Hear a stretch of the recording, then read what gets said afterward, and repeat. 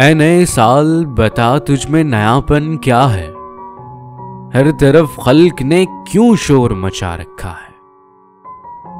रोशनी दिन की वही, तारों भरी रात वही।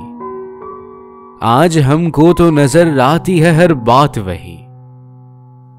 आसमां बदला है अफसोस न बदली है जमीन।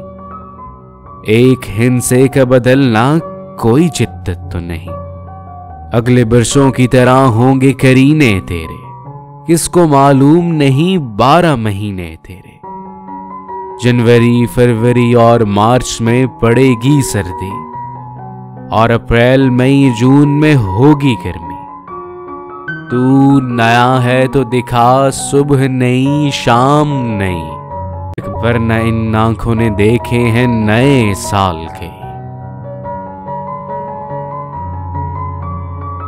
और भी बेसबब देते हैं क्यों लोग मुबारकबादें, गालबन भूल गए वक्त की कड़वी यादें। तेरी आमद से घटी उम्र जहां में सबकी, फैज ने लिखी है ये नज्म निराले ढंग की।